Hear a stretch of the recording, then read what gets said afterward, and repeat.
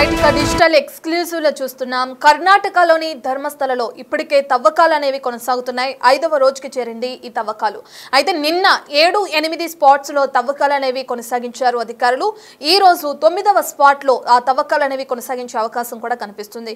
ఇప్పటికే ఎంతో మంది కాలేజ్ పిల్లలు, స్కూల్ కి వెళ్లే పిల్లలు, అలాగే ఒంటరి మహిళలనే టార్గెట్ గా చేసుకుని అత్యాచారానికి పాల్పడి వాళ్ళని పూడ్చిపెట్టేసిన ఆ ఘటనలు అక్కడ నెలకొన్నాయని చెప్పి కూడా మాజీ పారిశుద్ధ్య కార్మికుడు అక్కడున్న అధికారులకి ముందుగా వెళ్లిపోయి ఇన్ఫర్మేషన్ ఇవ్వటం, ఇక అతను చెప్పిన ఆధారాల ప్రకారం అతను చెప్పిన ప్రదేశాల్లో తవ్వకాలు కొనసాగిస్తున్నారు అధికారులు. ఈ తవ్వకాలు 5వ రోజుకి కొనసాగుతున్నాయి. ఇక 9 నుంచి 13 స్పాట్లపై ప్రత్యేక ఫోకస్ చేశారని చెప్పుకోవచ్చు. ఇప్పటి వరకు 1 నుంచి సుమారు 8 స్పాట్ల వరకు నిన్న 7-8 స్పాట్స్ లో తవ్వకాలు జరిగినాయి. 1 నుంచి 8వ స్పాట్లు మొత్తం మనం కలగలిపి చూస్తే కొన్ని ఎముకలు దొరికినట్లు, ఒక అస్థిపంజరం దొరికినట్లు కూడా అధికారులు వెల్లడించారు. ఇక ఈ రోజు 9 నుంచి అలాగే 13 స్పాట్ల వరకు తవ్వకాలు కొనసాగించే అవకాశం కనిపిస్తుంది. వీటిపైన ప్రత్యేక ఫోకస్ చేశారు అధికారులు. ఎందుకంటే అతను చెప్పిన ప్రదేశాల్లో ఇప్పటికే అస్థిపంజరం, ఎముకలు దొరకడంతో ఈ 9 నుంచి 13వ స్పాట్లపై కూడా ప్రత్యేక శ్రద్ధ చూపించడానికి కారణం ఏంటంటే ఇంకా బలమైన ఆధారాలు లభించవచ్చు అని అధికారులు ఇప్పటికే తవ్వకాలు అనేవి ముమ్మరం చేశారు. నిన్న 7-8 స్పాట్లలో విస్తృతంగా తవ్వకాలు జరిపారు. ఉదయం 11 గంటల నుంచి సాయంత్రం 5 గంటల వరకు ఈ తవ్వకాలు అనేవి కొనసాగించారు. ఎలాంటి ఎముకలు కానీ అస్థిపంజరాలు లభించని పరిస్థితి నెలకొంది నిన్న.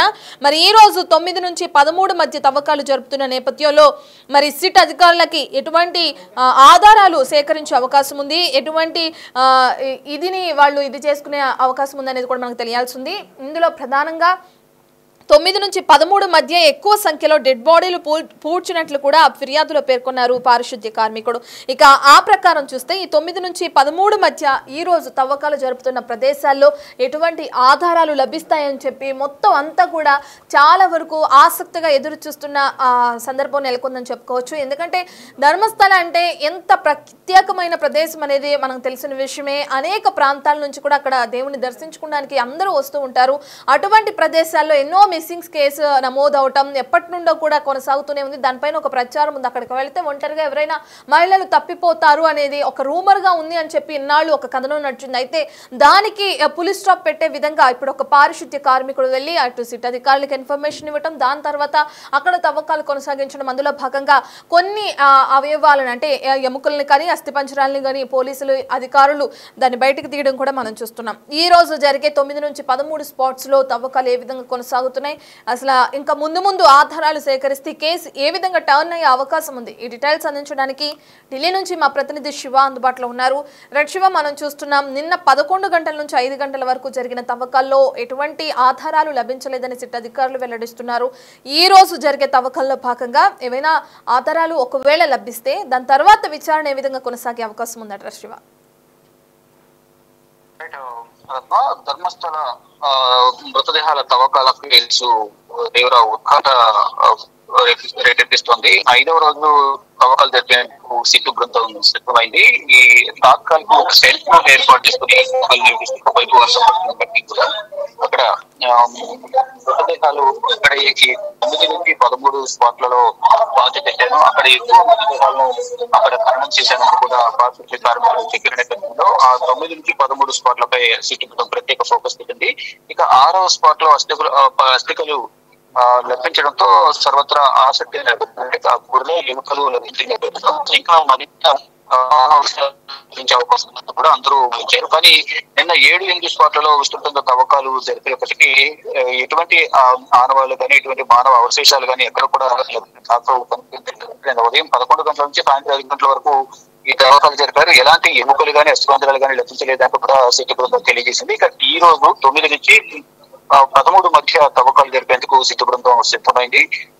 ఈ స్పాట్ లో 9 నుంచి 13 మధ్య ఎక్కువ సంఖ్యలో డెడ్ బాడీలు పూడ్చినట్లు కూడా ఫిర్యాదులో మాజీ పారిశుద్ధ్య కార్మికుడు తెలియజేశారు. ఆ పారిశుద్ధ్య కార్మికుడు ఇచ్చిన సమాచారంతో తవ్వకాలు ప్రారంభించినప్పటికీ ఇటు మొదటి స్పాట్ లో గ్లౌస్ పీస్ అలాగే కొన్ని ఐడెంటిఫికేషన్ కాల్స్ దొరికాయి. తర్వాత మళ్ళా 6వ స్పాట్ లో గుర్రే ఎముకలు లభించిన పరిస్థితి కనిపించింది. తర్వాత 7-8 స్పాట్ లో ఎటువంటి ఆధారాలు దొరకలేదు. కానీ 9 నుంచి 13 స్పాట్లలో ఎక్కువగా ఆధారాలు లభించే అవకాశం ఉందనేది ఆ పారిశుద్ధ్య కార్మికులు ఇచ్చిన సమాచారంతో సిట్టు బృందం కూడా తవ్వకాలు ప్రారంభించింది. కానీ ధర్మస్థల కేసులో మిస్టరీగా ఎన్నో ప్రశ్నలు అయితే తలెత్తుతున్నాయి. అంటే ఇప్పటి వరకు కొన్ని ఎముకలు దొరికినప్పటికీ కార్మికులు, ఈ బాధిత కార్మికుడు చెప్పిన వ్యక్తులవైనా లేదా వేరే ఎవరివైనా అనేది కూడా తెలియాల్సింది. ఎముకలు ఎన్ని దొరికినా ఉరి దొరికితే దర్యాప్తు సులభం అవుతుంది అనేది కూడా సిట్టు బృందం చెప్తోంది. ఆ దొరికిన ఆధారాలను కూడా వెంటనే ఇమ్మీడియట్ గా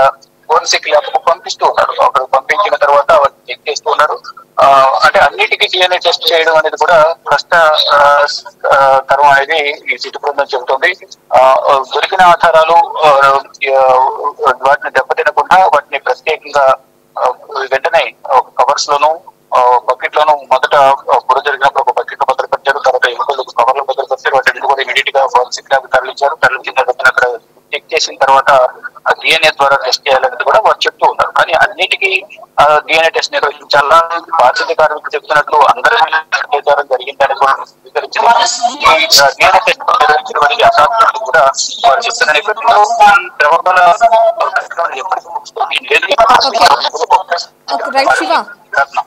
రైట్, థ్యాంక్ యూ శివ.